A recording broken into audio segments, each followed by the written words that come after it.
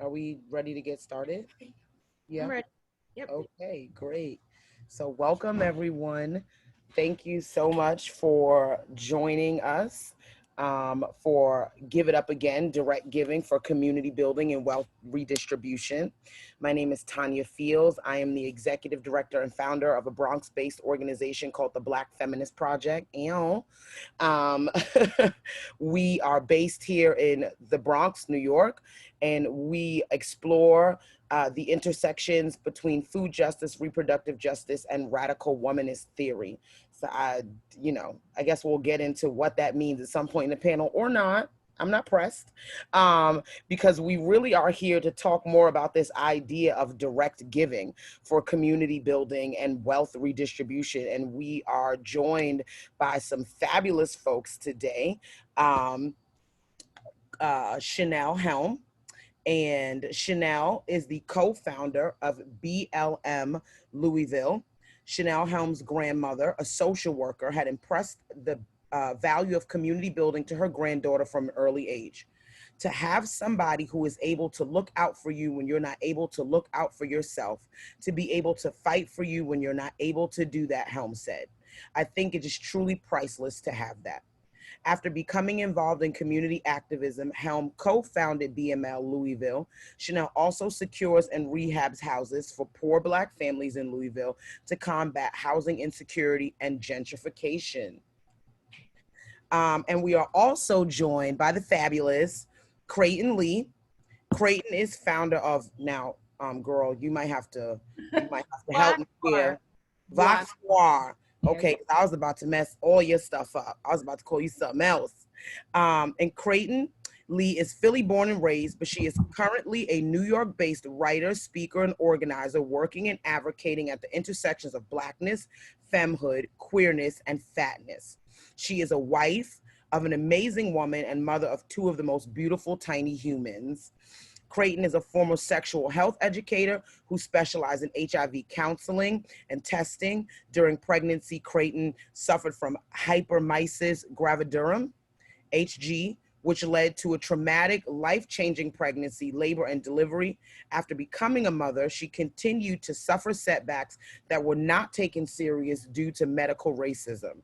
She was finally given a diagnosis 1 year too late, which led to a 3-month hospitalization and loss of major organs. She was unable to return to work full time. This led her to become more vocal about the effects of racism and sexism. Creighton founded Voix. Vox, say it Voix. again, Voix. Voix Noir. I know the noir part. To create content that exposed misogynoir. As Voix grew, Creighton saw the disparities within her community, and it was clear that her mission needed to shift from writing to organizing. Creighton paused Voix Noir and used her social media platforms to organize, which she is fabulous at. Her mission is to fill the gap and fulfill the needs and wants of Black women, marginalized genders, and children. From housing assistance to grocery deliveries to movie theater buyouts, Creighton works tirelessly securing funding to support and serve the community. So y'all are fabulous and y'all have given us some background. And I just want to know what brought y'all to doing this work. The need. I Okay. um we all live in Black neighborhoods. I think we see what goes on in our neighborhoods. And it was just easier for me to mobilize virtually because of my disability. So it's easier to collect money, Mm-hmm. distribute money, and send groceries from my home since I'm not able to be on the ground like you and Chanel are. So it was just my way of trying to figure out how I can help my community, but work around my disability and motherhood. Mm-hmm. And Chanel, I'm going to get to you to ask you also what brought you to this work. But Creighton, I really, because we know each other online, and the one thing that I appreciate about you is that tongue is sharp, honey.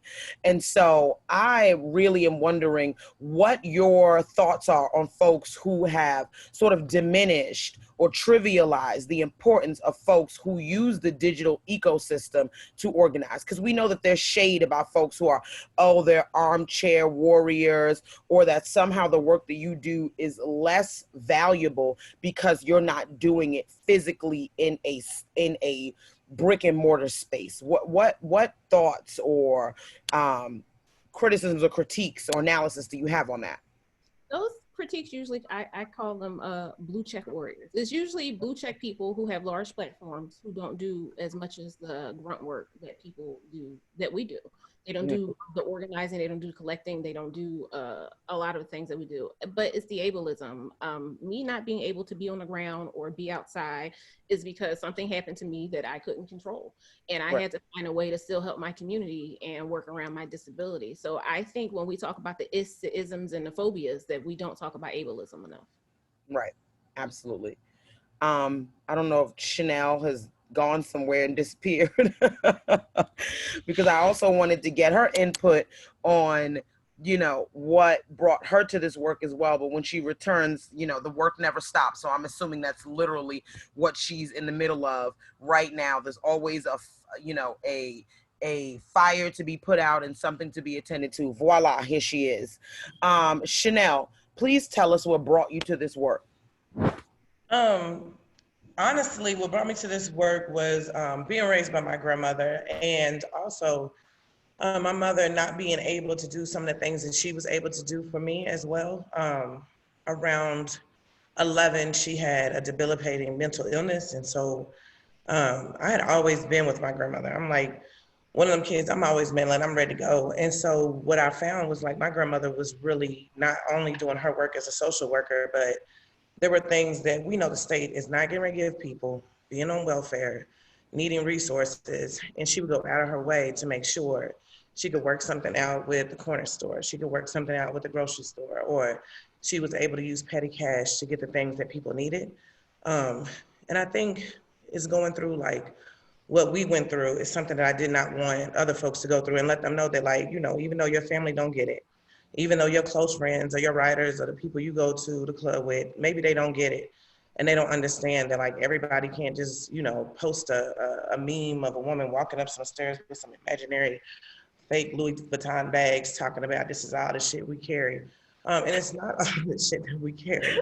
Like we carry Why are you like this? Why are you like this, girl? no edges. Right. People are edgeless.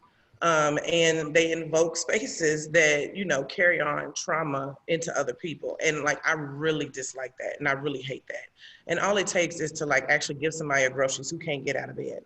It just takes like to pay somebody's rent who thinks that they have to like not see their kids again for another 12 hours. Somebody who has to work all the night shift, who can't get childcare. And it's just those simple things to be like, you know what?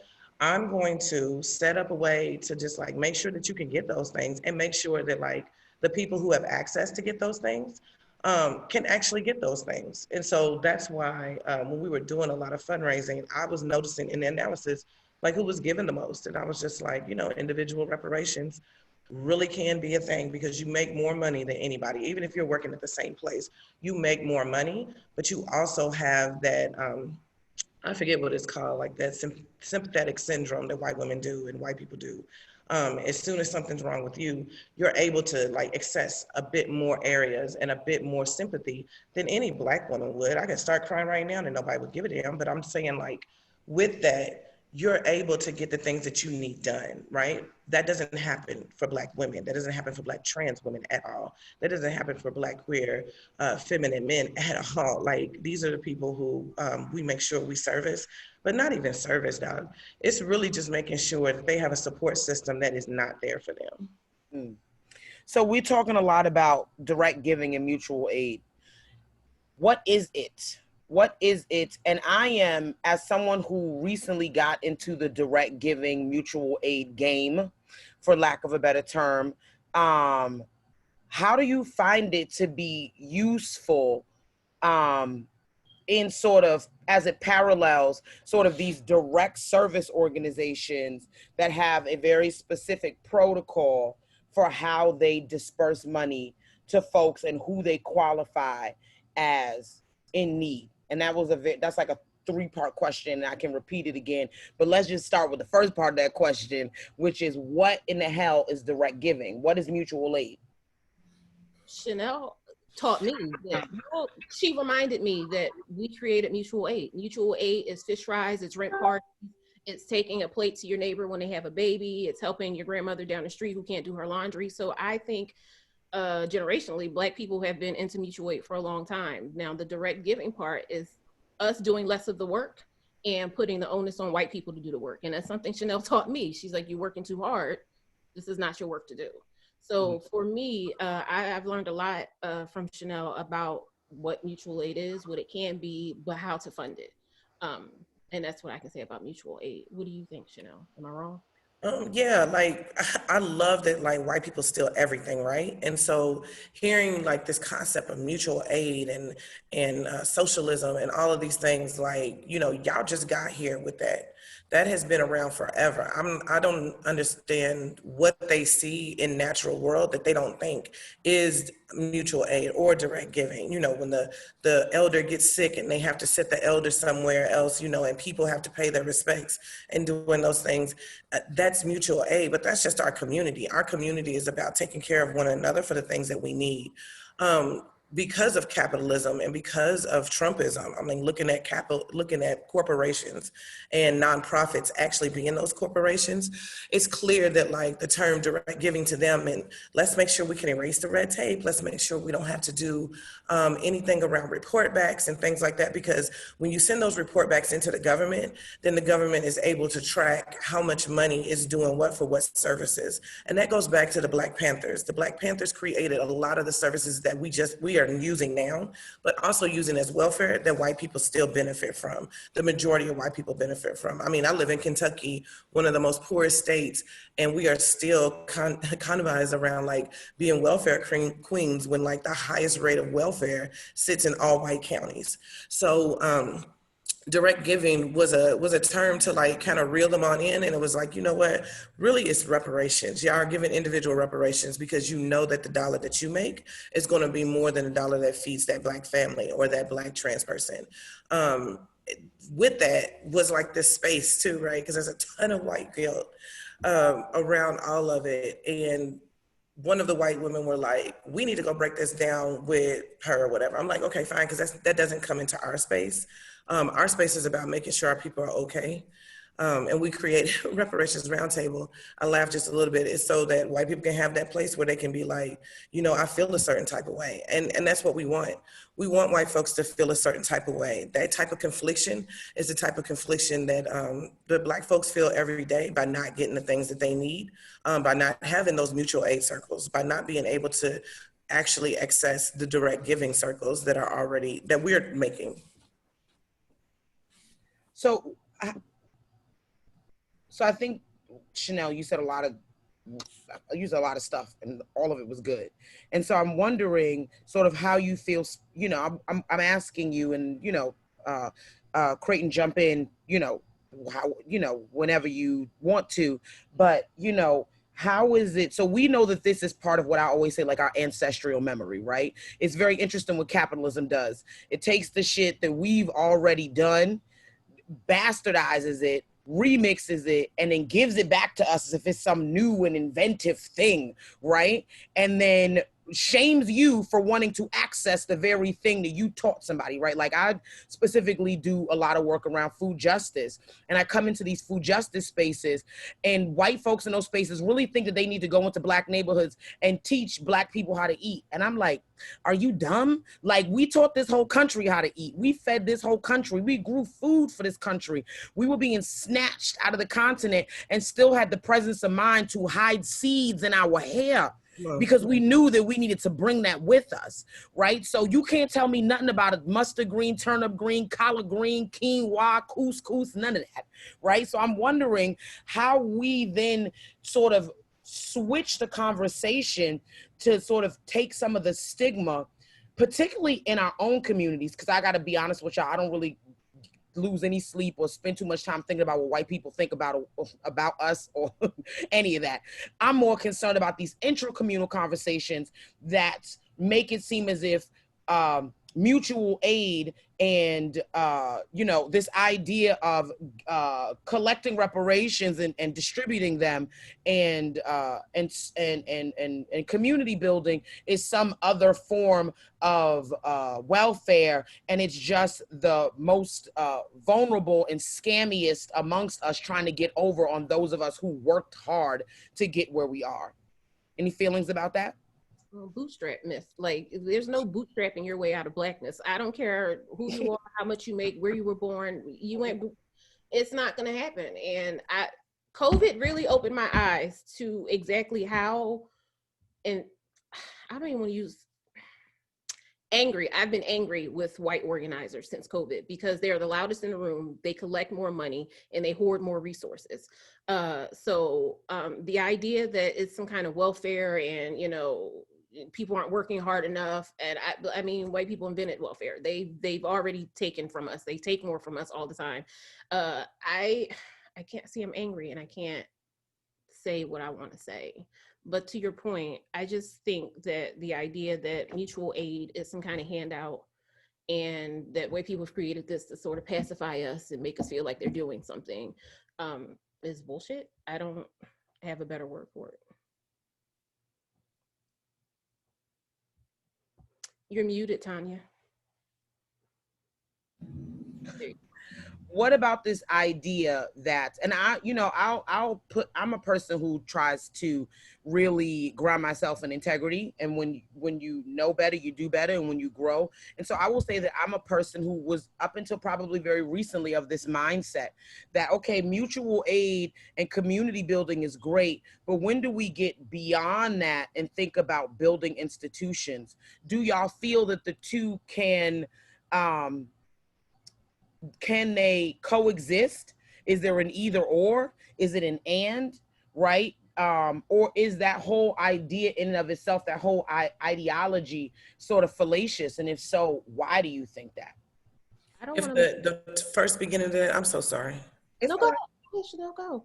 So I said, I, up until recently, was also someone who was sort of the mindset, and I hear this a lot of times in activism and social work circles, where like mutual aid is great, but really it's a safety net. What we need to be thinking about is how do we build community so that folks don't need to be always relying on this idea that there's a group of us that will then turn around and help another group of us. How do we also think about building institutions? Do those things coexist? Is it an either or? Is it an and, right? Or is there something about that ideology that is inherently faulty? I look at it like us, right? Like this triangle that we have. And it has to be a hard angle on those things. It has to be the people who are willing to put their bodies in the streets, who are willing to jam up those office buildings, who are willing to look that white suit, that white man in a tie with his in the eye with his tie on, and tell him that he ain't shit. You know what I'm saying? To tell him like exactly what this is, not that, oh, you won't fund such and such nonprofit the amount that they ask bare minimum for their project. It's the fact that you're willing to withhold philanthropic dollars that we know where that wealth has actually come from, and we know whose bodies are paid on the line with these dollars. But it also takes you, Tanya, to be like, these are the foods that we have got to grow so that we can eat, and to have that education, to have those lives, to talk through what it means to be a mother, to talk through what it means to love, to have sex, to talk through all those things. And it takes Creighton to be petty. No, but to be the one, okay, greatness is so petty. But to be the one to be like, to call out all the things that can also exist in Blackness. That's what I look at when I see Creighton's post. I look at the things that also happen while we're existing and doing this work. And these are the things that like, bam, shoot over to me so that I can be out there and do those things. So Tanya can be like, hey, these are kind of like the solutions we can do. And in that is like, emergency, yes, mutual aid. Let's take care of each other right now, but let's break that pillar of power, because this entire system cannot uphold itself in the way that it exists. And we cannot continue to keep doing this work with this pillar of power and with that pillar of power underneath this system, because it just can't. If we're looking for something better, something has to be destroyed. And a lot of people hate to hear that, but they love tearing down Black homes. They love killing Black bodies. They love getting rid of Black trans people. You know, like, you're already doing the work, but you're mad at us because we say these things, or because we're showing you now in the streets, or because your little funky police station got burnt down. You know, your bank windows got smashed. Who cares? Who cares? If families can't live in their homes, if they can't eat, if they can't even hug their babies out of jail, you know, those are the things that that I think are way more, that are larger than that. I think it's just a QAnon situation when they beat us back with the resistance.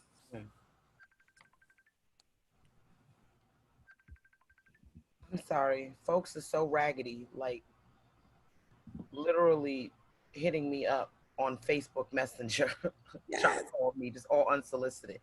This digital shit is still a learning curve. Like, I gotta remember to turn all that stuff off. So let's pivot a little bit. We still talking about community building, fundraising, and mutual aid and all that. How does it?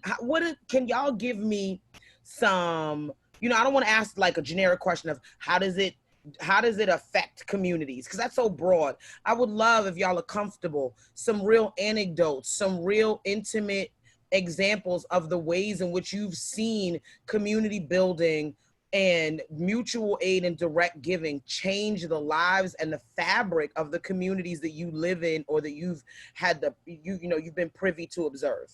Are there any particular stories, without necessarily putting folks on Front Street personally, that you'd want to share?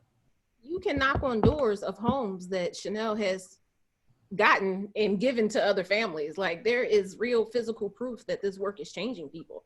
I have a whole spreadsheet. I do about 17 grocery orders a day. People are eating. We are buying medication. Trans people are getting their hormones. There is some real, evidence that reparations and mutual aid is building communities. If you had not done that, what would have been the reality for these folks?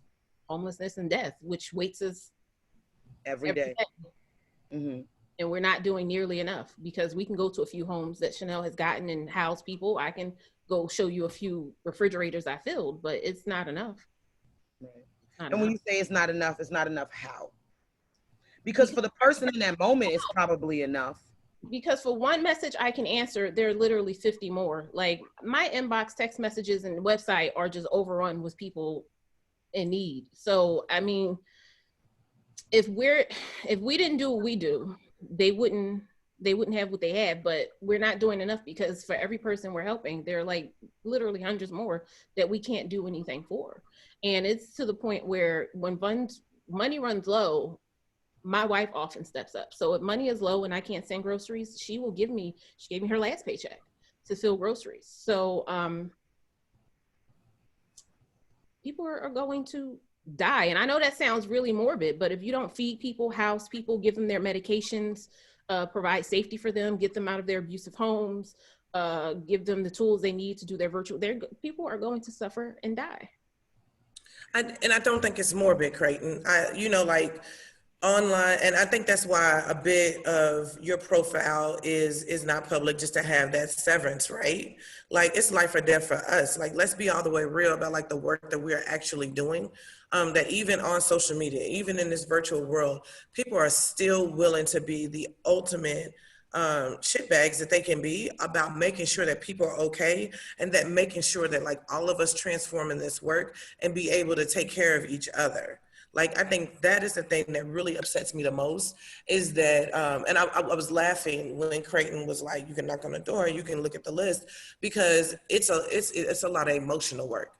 You have to listen to stories. I mean, like, we're going through stuff with the prison right now. We're going through stuff with a critical moment in this movement, in this city, and people are just being downright shitty with folks over like he said, she said stuff. And it's just like, That doesn't matter at the legislature. That doesn't matter when they're dishing out that money. It didn't matter when they laughed in your face and they increased the police budget, where we needed that money to get these homes and put people in who are squatting in those homes. You do not feed those folks. And it's not to say, hey, I feed those folks. And I should be like, oh yeah, you know what? We give food to those people. I think I'm like Creighton, it's lightweight and embarrassing to be like, I have to feed people who don't have the money to get a job, to be able to work and to pay for housing. And they have to squat in a home with their children.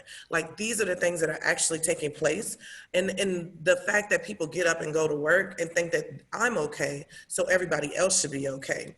The city just released a story that was like, we keep sitting out furniture. You know, you want to sit out somebody? Fine. We've been collecting people's furniture, putting the messages on it. Housing is essential. Cancel the rent. One of the kids was like, set your mammy out. Set your mammy out. You know what I'm saying? Like, how upset would she be if you messed over her on her rent or her mortgage, and then you come without her consent, permission, no type of body autonomy, no type of self-determination in where she can go and what she needs to do, how she can determine where her family needs to go, and set her out. That would set every white person on fire, and they would be ready to cancel the rent. But they're not ready to cancel the rent. They're not ready. They don't want to do that. They don't want to do the things that are going to make sure that people are okay, and make sure people are going to be alive. Like, what is it going to take for you to stop working for Trump? Like, let's be clear, Trumpism is corporations being able to run our countries and our governments. What is it going to take for you all to stop working for them and ask and demand and build something better? And that's what we're doing. And we get attacked for it day in and day out. Like, I'm dealing with that right now. As you see me up on the phone, I'm dealing with that right now because people want to tear down what it is that Black women build. And let's be clear about what we're talking about. We're talking about what Black women are building. There is not enough support behind the work that we do. We do not make a living off of any of this work. I mean, even this panel is free and people are listening to this. And it's like, what are we gonna do that's gonna push the ledge? What are we gonna do that's just gonna make the table just like flip up? What are we gonna do that's just gonna set, you know, like the White House, let me not say that because I already know what's gonna happen. Right, girls, record it, don't. That's all right, I'm with you. Thank you. What's gonna happen? Are going to have to suffer. Like, they're going to have to suffer. White people are going to have to suffer before they get it. Because the thing is, we're doing this work and we're helping these people, and they bitch and moan and they don't want to do it. And you have to push and pride, but they still get to be white while they do it. We do it while Black, while women, while disabled, while mothers. I mean, so they're going to have to suffer along. You're going to have to see this shit set on you. You're going to have to see, like Chanel said, this shit's going to have to be destroyed. We're going to have to rebuild something new. They're going to have to suffer along before they realize this is not a game. Because what do they say, when the nation gets a cold, Black people get the flu? So right. And when the nation got corona, Black people died.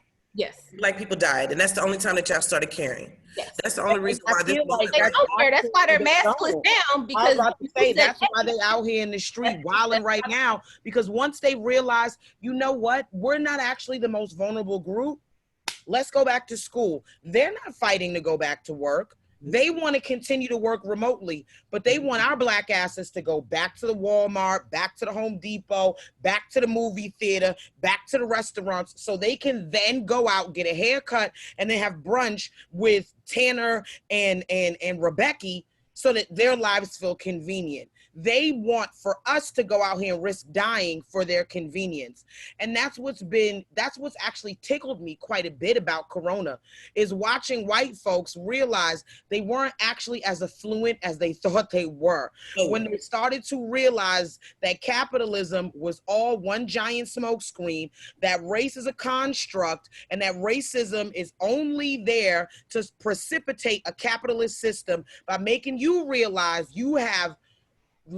by making you believe you have less in common with other folks because of the color of their skin.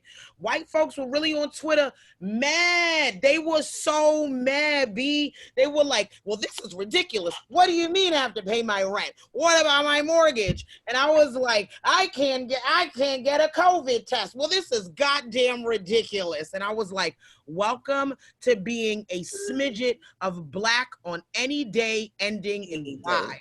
Medical and all of a sudden, Black lives mattered, but Black lives only mattered because they realized that once the government got finished with us, they was coming for their pasty asses too. And so it has really been, I'm very tickled. I'm very tickled. I don't have necessarily a whole lot of sympathy, but I am very interested in saying, if you are ready to be extremely uncomfortable, if you are ready to decenter yourself, then maybe we can stand in solidarity together to get something done. And so that kind of brings me to this idea of equity. I'm gonna kind of leave it kind of open-ended because I want for us to start kind of working our way into the Q&A, but is it a pipe dream, y'all? Is equity in this country, which we a lot of times, because motherfuckers, excuse my language, I got potty mouth. Motherfuckers are ahistorical as fuck up out here in these streets. They want to act like America is the land of milk and honey, but let's put it in context. America is extremely young. In terms of countries, America is really like prepubescent. Like if America was a person, it'd be like 14 years old. It's petulant and it's young. And it has been built on a foundation of displacement, enslavement, subjugation, colonization, manifest destiny. So this idea that it's the land of milk and honey and equity, well, it's kind of rotten right at the root. Is equity a pipe dream? Is it something that we can work towards? Or do we as self-determining Black folks need to be able, like, fuck this table. We about to turn this whole motherfucking table over. We taking all the tools and we doing something totally different. Fuck the table. Because when you invite me to the table means you still run the table. I don't want to sit at your table. And let's talk about like who represents our country, right? We're never going to get anywhere if white men still run this country. And your presidency, even your vice presidency, it's all a PR stunt. It's all a PR stunt. You just watch corporation buy out this election and everybody keeps talking about, oh, Kamala's the police. That is old news. Anybody that sits their ass in a federal seat is the police. Let's be clear. Anybody that's willing to sit there and argue with a white man in a tie and then be like, oh, this is the legislation I'm building for my people, it's not. The other thing is she purposely overspent her election, some that Bloomberg gave to her, and thousands of billionaires actually funded. So let's not act like she's not the establishment. She can come out and say whatever for anybody, but can she really sympathize with Breonna Taylor? So I feel so like heated that like she came out and she said those things, and then this is what we need to do in this moment because Black people are getting killed. Do you actually even fucking care? You know what I'm saying? Do you actually even, and it ain't even care like that. Like, you know, white people, y'all got y'all type of care. When Black people talk about do you care, like, you feel it right here. Do you feel it right here? Because you can't. Because now you sit and keep you awake at night.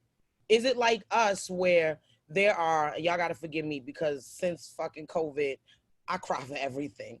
But is it for you, like, you made this, Creighton, you talked about how it don't be feeling like enough. Like I do this work, hundreds of pounds of food every week. Stories, I get this money and I give this money away with impunity. A bitch could come to me and tell me anything. I need to go clubbing this week because my kids are driving me crazy. I be like, how much you need, ma? That's mutual aid to me. Here's $200. If you being honest and you a Black femme, I got it for you. You understand what I'm saying? But then it's like, there's a point where there's just so much heaviness you can't do it all. And somebody said to me the other day, if you are a lifeguard and you see 100 people drowning and you know you got the capacity to save 10 of them, you don't sit on the shoreline and say, well, since I can't save 100 people, I won't save those 10 either. You swim till you can't swim no more to save them 10 people. But then it's not like you don't get on the shoreline and look at the other 90 people that are fucking drowning that you know that you don't have the fucking capacity to save. And how do you sleep at night knowing that? How do you go to bed at night knowing there was 90 people that you just couldn't get to? Like, I don't know, like, how we do this work and feel the shit that we feel and still be able to get up every morning and just function on basic shit like washing your ass and brushing your hair and feeding your kids. Because we have each other. Because I know when we're doing for other people, we're also taking care of each other. I know right now, this afternoon, if I needed something, I could text Chanel and say, Chanel, I've been doing a lot today. I don't have $10. Can you help me feed my kids? She's sending pizza here. So we're taking care of each other while we're taking care of our people. It's the only way we're going to survive. It's the only way we're going to survive. And you know, like the powers that be, I hate that word because it's just like we keep putting power in front of, and then the word corruption is not even real because it's exactly how they want it. The system is establishing a way that we stay in continual suffering. Like when we talk about what suffering is, this is suffering. You can't even imagine like what it looks like to have childcare and then want to be at a meeting to make sure that it's disrupted so that they don't, you know, mess over other children, or you're watching people who look just like you and then they set up and make rules and regulations for other people who they never even see in a given day, let alone, you know, sit with them on a couch. We're getting calls from jail where COVID is, and I mean, people scared out of their minds. And one man said, you know, they had to be put on quarantine, and it's the cell where it's just like, you know, group cell. People don't even have violent offenses. He stated that HIP called him in because he went to McDonald's with his mama. He went to McDonald's with his mother. And let's be clear about like who's calling in with these men and who's their emergency contact. It's their mother, it's their wives, it's their girlfriends. It's some femme person. And it always is. I mean, like there might be two, there might be somebody else, but it is women who are on the backs of everybody, always pulling, always pushing up. And it's like we just do not care. And I want to go back to the Kamala situation, because is that the same narrative? It is not. It's not. We're talking about a vastly different array of classism when we're looking at what this Biden-Harris ticket is going to be for us. This is challenging for a lot of people who actually get it, and for a lot of people who politically organize, for folks who are going to change shit. So I don't have to yell down a white woman's throat, well, why didn't you raise $2,000 in 2 days? You know what I'm saying? Like, you got it. And I know you got friends that got it, and we know that you got people who got it. So why didn't you do it so that we can get the mortgage, so that we can go ahead and get the car out, so we can go ahead and get the groceries for maybe another 20 people, so that we can go ahead and get the things that we need, because you know where it's at. If I have to take on a foundation, you know your friends got it. You know your mama got it. You know all those people got it, because that's not a conversation that I can have with these two. That's not the same thing we talking about when we talk about shit. So I think that's the other thing about the redistribution. It's the redistribution of like what familial concepts even look like in our communities, and how wealth obtainment is the conversation that we really need to have. People keep talking about reparations and we're talking about this, but like, yes, if we're not talking about the plantations still being in place, well, what does the parcels look like? Because you know, the plantations got sold off. They didn't keep the wealth off forever. So who is still sitting on a parcel? Right. What does your parcel look like? People got mad because I said white folks should give up their homes. If you give a fuck, you should. Like, what does it mean to you? What would it mean that you gave up a home and you downsized? What would that mean? We have like an entire projects here that has been dwindled with. Racial banishment means you either die or you go to jail to get rid of your population from a place so that they can build this whole scope of gentrification. And that's what happened to these people. And the homes that are there are not built for them to return. These are people with family with 6, 7 kids, living with their mamas, aunties, and uncles, you know, and the families are huge. These are 2-bedroom apartments. What you trying to do? I have 6 children. Myself and my partner, we live in a 3-bedroom apartment in New York.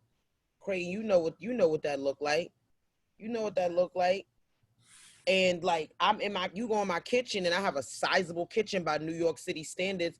I got a 28 cubic foot refrigerator. That's huge. It's still not enough. So we had to get a small refrigerator too. Then we had to get a deep freezer. Like, you know, and I had Corona. And it was only by the graciousness of folks like Creighton who were like, all right, sis, what you need? You know, because I didn't even want to ask for help. She slid right up in my inbox like, this is not what we going to do. What you need? What them kids eat? Right? And have groceries delivered. Right? And so this idea too, like when I hear young Black women and femmes be like, oh, well, that's why I don't fuck with females, because, you know, we catty and shady. I'm like, Again, we being ahistorical. You got to let go of that self-internalized misogynoir, because the Black community as a whole, whatever you think that community is, I don't even like using that term, but Black folks as a whole would not have existed in this country that is literally intent on cannibalizing us if it were not for the ingenuity, the resilience, and the love and compassion of Black women, queer folks, and femmes. It just wouldn't. I mean, like, there's literal receipts to that. But I wonder sometimes if that does not seem wholly unfair. And if folks just, I know I get tired sometimes. I get tired. I get resentful. I'm gonna keep it a buck with you. Sometimes I get tired and I get resentful, but I still come back to the work.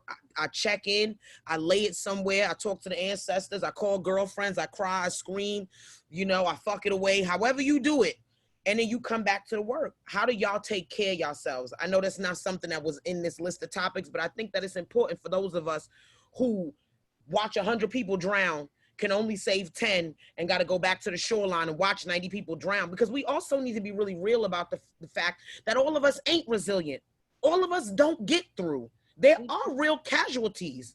Some of us don't make it through. And we sometimes eulogize these people as weak, this myth of individualism and rugged individualism and bootstrapping. And we don't give those people the reverence that they deserve because they were consumed by a system that is working literally as it should. Our bodies are fuel for a capitalist system, and we watch that. So how do we hold space for that? And then how do we take care of ourselves?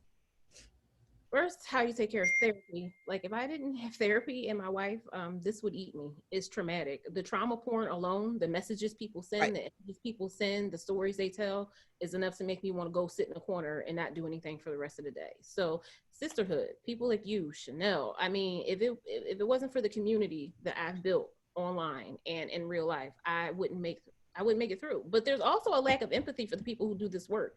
No one ever checks in. Hey, Creighton, how you doing? You need anything? Yes. How are the babies doing? You take your medication, you drink water. It's always what you can do, what you can do, what you can do. Right. And that's so frustrated with white Become a people, wallet. because you just get to be white and just give money. You don't have to be white, listen to this trauma. You don't have to be white and, be fat and go out in life. And you don't Right. have to be me and do this work. So I think that's why I get a little resentful. Right. Yes. But I'm trying not to let it consume me. And I have to remind myself that you don't have the spoons all the time. And it's okay to sometimes just not log in today and not check your email today. And I have to forgive myself for that, because I think if I don't check my email today, someone's going to miss out on something. But I have to conserve some of my energy for my family. So Absolutely. Boundaries. That in of itself, Creighton, as mothers, as Black mothers, especially you as a queer Black mother, we have to remember that taking care of our families, pouring into our children, raising happy, healthy children, you ain't got to do another thing for a motherfucker on this earth but that, and you are radical and fucking revolutionary. Like, if nobody tells you that, I, as a mother of 6, who's probably just a smidget older than you, I'm going to tell you that. That right there is the ancestors' work. That is all the radicalism that you will need, is to raise up children who will be raised with a level of compassion and self-awareness and love, and who feel loved and taken care of and secure. And we, quite honestly, as mothers, we ain't got to do shit else, quite honestly. You know what I'm saying? I know that our time is winding down. I think we have about 8 minutes. I didn't know if our tech folks wanted to turn on the microphones for attendees if they wanted to ask questions or contribute to the conversation. I wanted to, I don't know if Chanel maybe had one last thing she wanted to say, but I wanted to segue into that to just be conscientious of everybody's time. Before we do that, I wanted to give you a few minutes to talk about your work, because that's important. Go. Thank you. Gosh, there's a lot to talk about. I'm gonna try to make it concise though.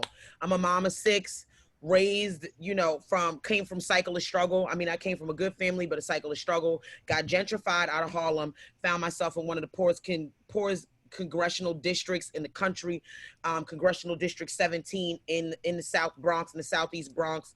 Came here with a small child, putting myself through school, had another baby on top of that, in a shitty relationship with a shitty man who didn't have the capacity and capability of stepping up in the way that he needed to, essentially abandon us. And here I was, a 23-year-old mother with 2 children, putting myself through a CUNY in what in the hell is going on? I found myself gaining weight. My daughter was chronically asthmatic almost from birth. I found this organization called Mothers on the Move, Madres en Movimiento, headed up by a fierce Afro-Latina woman who set me on my path of activism. Fast forward 10 years later, I'm starting the Black Feminist Project, which was known at the time as the Black Project, which is really about community development and community building led by Black women, femmes, and the children and people that they take care of, to use food justice and reproductive justice as an entry point to empower them to actualize their full selves and cultivate joy. It's very important. I always lean into that, right? Because so often we look at Black women as mules, right? You talked about that a little bit, right? This idea that is just, hey girl, I got this problem. Hey girl, I got this problem. Hey, can you fix this? Hey, I need this thing. And there's never any whenever we do something nice for ourselves, niggas start questioning us. Like, I went and bought a car. I've been driving for almost 20 years. I've been driving raggedy cars for 20 years. And I went and bought a brand new car, and somebody slid on a public post and asked me, so do you still feed your kids on welfare?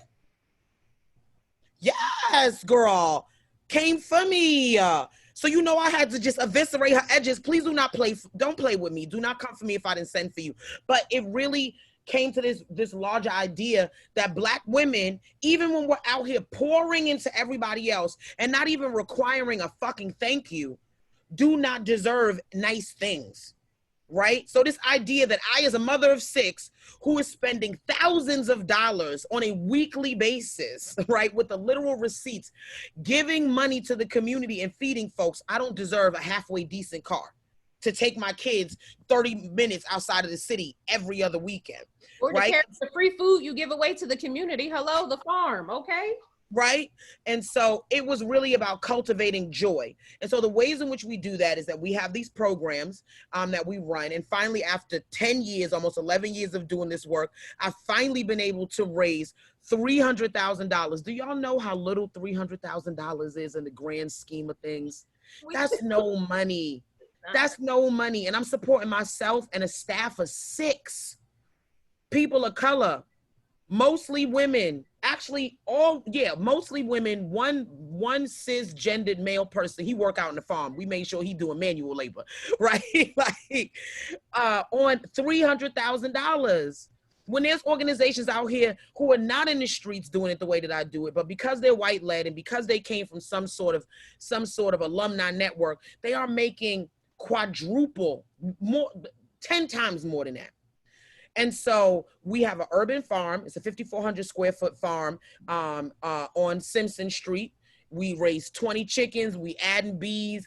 We about to raise some more chickens. We growing hundreds and hundreds of pounds of food. We have a food box program that people can come. They just sign up. If you want to donate, we ask people who have the ability to donate so that they can sponsor another family. But if people don't, whoever shows up at the farm or shows up at Fox Street, which is an old apartment that I held on to, that I now run my organization out of, like we always figuring out how to remix shit.